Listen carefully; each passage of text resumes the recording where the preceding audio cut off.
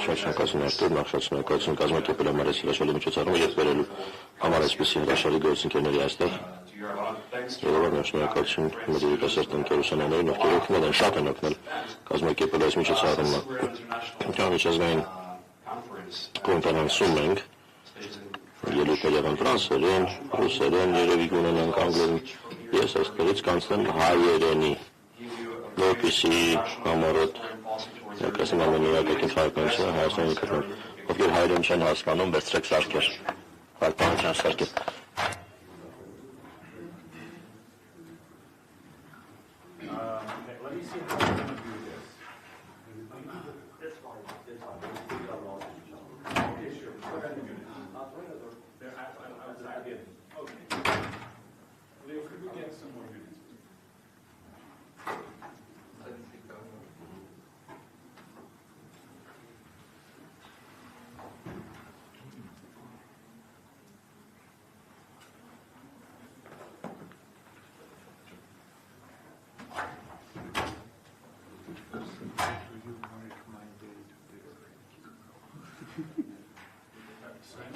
Must you do it in Armenian? We have to ask everybody to exit and get their units, and everybody has to. Yeah, whoever needs that. Would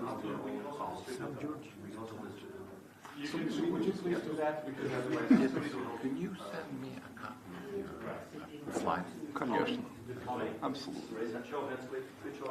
Could we see how many people need it? Well, 2 right here, 3, 4, 5, 6, 6, 7. What's happening? 6 or 7. This is about translation, because he's going to speak in Armenian, so that's the only thing. At least we have to have one that can speak. Well, he had to, no first.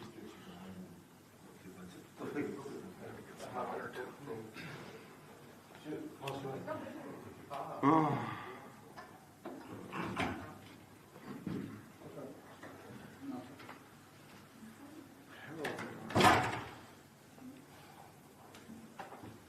Большое спасибо.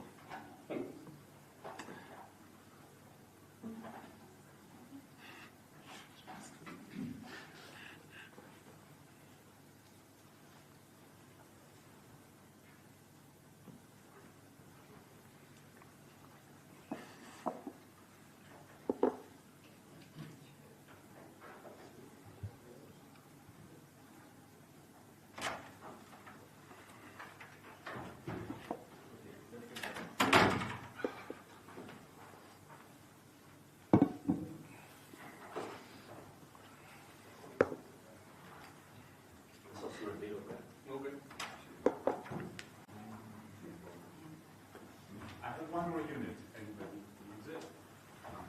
Are you good to go? I think so. Okay. Все хорошо. Channel 2 for you. Channel 2, please. Channel 2, please.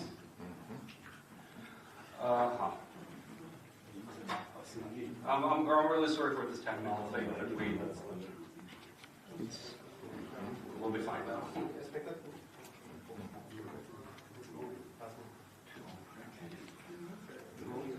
Okay.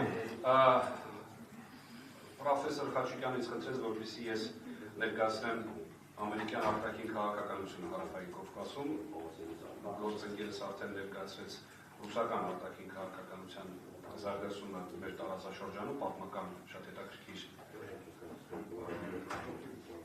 տրամաբանության մեջ։ Ես կփորձեմ բնականաբար Միացյալ Նահանգների արտաքին քաղաքականությունը հարավային Կովկասի նկատմամբ նկարագրել, սկսած Սառը պատերազմի ավարտից անմիջապես հետո, որովհետև ըստ էության Միացյալ Նահանգների առաջին ներգրավվածությունը մեր տարածաշրջանում սկսվեց հենց այդ պատմական ժամանակահատվածից։ Առաջին բարձրաստիճան պաշտոնյաները հենց այդ ժամանակ եկան Հայաստան, առաջին այցելությունները Միացյալ Նահանգներ մեր պաշտոնյաների կողմից հենց այդ ժամանակ եղան դեպի Միացյալ Նահանգներ եւ ըստ էության հայ-ամերիկյան հարաբերությունների հիմքը ընդունված է կարծել, որ դրվել են հենց այդ ժամանակահատվածում Հայաստանի անկախությունը ճանաչելուց հետո, որը տեղի ունեցավ independence which happened դեկտեմբերի 25-ին on December 25, 1991 after the famous speech of Bush, Sr. de facto recognized Armenia's independence, then stated that the U.S. intends to establish diplomatic relations with the newly independent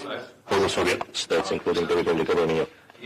By the way, interestingly, before that, when Armenia was still not officially recognized as Armenia's leader, the first president had already a visit to Washington and met with, in the White House, met with President Bush. If not officially, then U.S.'s latent foreign policy in Armenia began right after the 1988 earthquake, because on December 7, 1988, Soviet leader Gorbachev was in New York meeting with President Reagan and President-elect Bush. And that, as soon as that news came, after hours, he cut short his visit and returned to Moscow to then travel to Soviet Armenia to understand on the ground what happened, because the news was very ambivalent, reaching even Moscow. It was difficult for news to even reach Moscow as to what happened in Armenia. At the time, Bush became very actively engaged in the founding of bilateral relations. The U.S. were the first to send aid to Armenia. Hours after the earthquake, the first American armed forces planes delivered aid to the town of Spitak. These were the first steps by the Bush administration. Although he hadn't entered into office, he was supposed to enter office on January 20. But Reagan was the outgoing president, and he would transfer these powers to the president-elect George Bush. So in the U.S., right around that time, when the Soviet Union began to crumble, to collapse, hadn't even completely collapsed, there were discussions of what Washington's foreign policy to the newly independent states should be, what priorities it should have, what principles should they work on. From that time on, the U.S.'s political, scholarly, and academic circles developed this approach that everything must be done to stop Russian influence from rebounding in former Soviet states, including naturally the South Caucasus, including naturally the Central Asian countries, and not only academic circles, not only research centers, but also the whole state apparatus of the U.S. became actively engaged in that field with the aim to minimize Russia's influence over this region, to bring it as close to zero as possible, which was natural because Washington now had a chance of working directly with all the region's states, including the resource-rich Azerbaijan, the resource-rich Central Asian states. So you did not any longer need to strike a deal with Moscow. You could talk straight to Baku, talk straight to Almaty, and lead the process without Moscow's agreement. This unleashed the horizons for the U.S. and the region for economic activity as well. And right around that time in the U.S., that was the opinion that they needed to utmost reduce Russia's influence over the region. How was that to be done? In the U.S., the calculation was that if in the region of the South Caucasus, speaking of the South Caucasus, there are no conflicts, then Russia's engagement, Russia's influence over our region will be significantly lost. Of course, at the time there were conflicts. The Nagorno-Karabakh or Artsakh First War was in its active hostilities phase. There was also a conflict, the Armenian-Turkish. There was a hot conflict and a cold one. Borders were closed. No bilateral relations whatsoever. Turkey did not want to open the border. They established diplomatic relations. Armenia, even though Armenia as an independent state, Turkey was one of the first to recognize independent Armenia. But to date, we have no diplomatic relations. And to date, our common border has not once been opened, well, actually, with the exception of a couple of cases, which were really more military in nature. Through the solution of the regional conflicts to reduce Russia's influence in this region was something that gained flesh and blood, especially when the hostilities in Nagorno-Karabakh stopped and Brooks and Washington started to more actively look into this region. Knowledge in the South Caucasus was never a strategic importance to the U.S. However, the individual countries here have not had strategic importance for the U.S. and there's a reason why in the U.S. national security strategies under different presidents, once under Clinton, the region was mentioned in the U.S. national security strategy, once under the Biden administration, the South Caucasus was mentioned with the view that the U.S. under the Biden administration will use all its diplomatic leverage to resolve that conflict in the South Caucasus. The South Caucasus conflict, obviously, was the Artsakh conflict and the Armenian-Azerbaijan relations. So the foundation that was laid in the early 90s evolved under all presidents, and up until the Biden administration really pretty much the same principle, resolving the conflict as a way to reduce Russian influence. That was always the line that was maintained. When the U.S. historically, in the last 30-35 years, saw that it was possible for Armenian, Turkish, Armenian, Azerbaijan relations to achieve progress, they very promptly got engaged. Not by coincidence, all the Armenian, Turkish normalization initiatives came from Washington. They were under the administration of Bush Sr., Clinton, then Bush W., then Obama. In '94, Armenia's president, the first president, was invited to the White House for a first ever official visit because for the Clinton administration, his views on the resolution of the MK conflict and the Armenian-Turkish relations were acceptable. Everyone understood that these two processes were interconnected. But they were trying to disentangle them, detach them, which never actually worked. The second time the U.S. saw the window for resolving at least one of these two problems, in this particular case, the MK problem, the Armenian-Azerbaijani relationship context, that was when President Kocharian, that was Armenia's second president, was invited to First Key West with his counterpart, Aliyev, either Aliyev at the time, the then Secretary of State Colin Powell had talks with them. The understanding with the White House was that if there were a possibility to make progress, there were any possibility to make progress, both leaders would be invited to the White House, and the president would have separate, and they did have separate meetings with the two leaders. That was exactly when the offer on the table in Key West was the so-called corridor. Azerbaijan wanted to be connected with Nakhichevan via the territory of Armenia. Technically, of course, it was a different type of connection than the one that is presented or portrayed or conceived today. Of course, it was a different situation back then. But the Armenian side would agree and would say, yes, we can agree in that way. If MK gets de facto recognition, we can also allow Azerbaijan to have that linkage. Azerbaijan did not agree to that because any weakening of its position on the MK would undermine Aliyev's stay in power and his conveyance of power to his son. So he chose the option of keeping the power and passing it on to his son.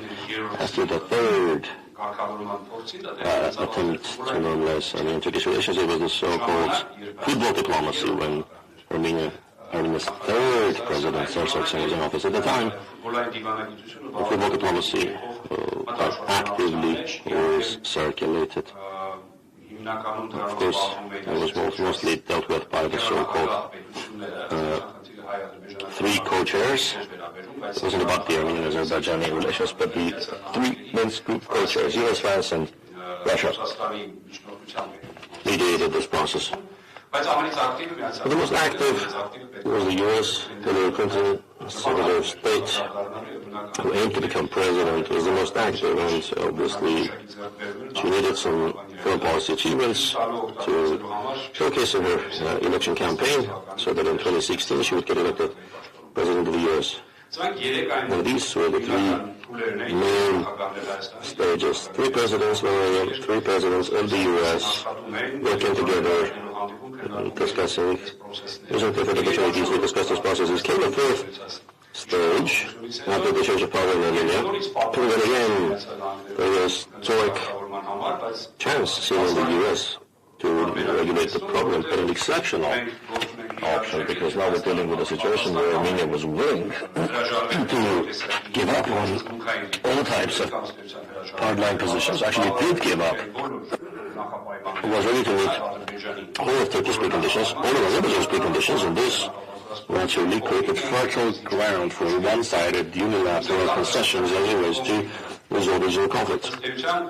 Essentially, in those last 35 years, this was the picture in our region, and this is the U.S.'s engagement and the activity by stages. For the U.S., as I noted, our region has no strategic importance. But given the geography, the region is per se important to the U.S. because, after all, the neighbors of the South Caucasus are U.S.'s number one opponent, Russia, important strategic partner later, number Turkey, and obviously the number one rival, the U.S., Iran. This, of course, makes the region very interesting for the U.S. and its active engagement is very important here for Washington. In the context of bilateral relations, the U.S. does not have deep strategic bilateral relationships, and it cannot, because there really are no preconditions for having very deep strategic relationships with the three states, which we cannot say for the region. So the U.S. would have liked this to be a region where it would have, similar to the Baltics, three countries, similar foreign policy aspirations, to integrate with NATO, to integrate with the EU, and so on. But as in our region, there are three different countries with three different foreign policy perceptions. The latest election in Georgia is now broadly changing the big picture in our region. And obviously, the U.S.'s regional approach cannot be secured. And it will continue, in my opinion, to work with the individual states with a lesser agenda as for Armenian-American bilateral relations. In different months, Armenia is the U.S.'s 165th to 170th trade partner, so no deep trade partnership. Like, I have a hard time imagining how Armenia could be of interest to the U.S. I mean, geography-wise or resource-wise, because we don't have gas or oil or sea access, or trade turnover, or a big market. Hence, what would be of interest to the U.S., or what investments would the U.S. want to make in a small economy, small population Armenia? So, the Armenian-American relations agenda predominantly circled around U.S. aid by the United States. In recent years, the U.S., in the last 30 years, the U.S. put in $2.5 to $3 billion of aid in Armenia, which is per capita the highest, or one of the highest aid figures ever given by the U.S. to any country. Of course, the top of the line is Israel, it's now going to be Ukraine and other countries, but Armenia certainly is one of the per capita aid recipient leaders. It's not by coincidence that in recent years, under the Trump administration, by the way, Trump had no sort of meetings with his Armenian counterpart. Never, ever, any meetings. Became the first and only president who not only had not met, not even had a phone call with his Armenian counterpart. Same was true for Biden. 4 years of presidency. Such active engagement in the Armenian-Azerbaijani relationship normalization and the Armenian-Turkish normalization process. Not a single phone call. Not a single meeting with his Armenian counterpart. This, again, isn't rather exceptional thing because all former presidents have already had meetings with their Armenian counterparts. the Americans with their Armenian counterparts, but this truly is very exceptional. The first high-level contact that happened just a few days ago, Armenia's prime minister had made a congratulatory phone call to Trump, congratulated him on getting elected. Usually these protocol conversations or dialogue or phone conversations last 2 to 3 minutes. And I think it's just a protocol nature, because Trump, I believe, according to our latest calculations, received 87 such phone calls from all over the world. Different leaders. Now, if heavy states don't talk to each other, they don't have discussions, that means that in the bilateral relations there are no problems that only they could solve, and there are no critical issues that would be worthy of the attention of those states. So very briefly, I think that's all I wanted to share with you about the history of Armenian-American relations and their current state as to Trump. I think, unlike his first presidency, the second term will be a bit more active in terms of his foreign policy engagement, because it was leaving in 2020, the world was very different from the world to which is returning in 2024.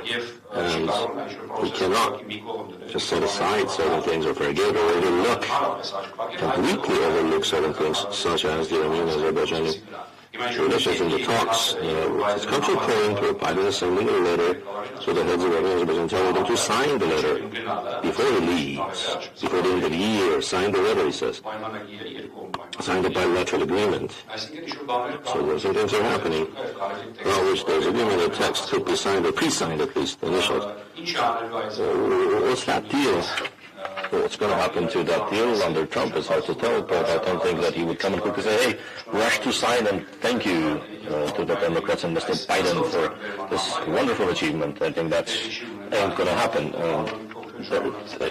He may drag on some time to continue the talks and then reach a point where he would be able to claim the credits, get the Nobel Prize for Peace, which he's long spoken about. It's really his dream, pretty much.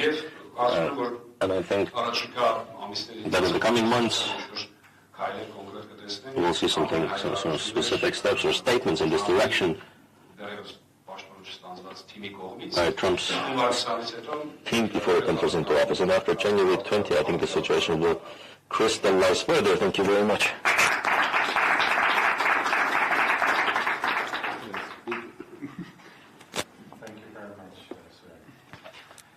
Finally, I would like to invite our friend and colleague from Georgia, Shota Praid, as a public figure, politician, and also the director of the Center of Islamic Studies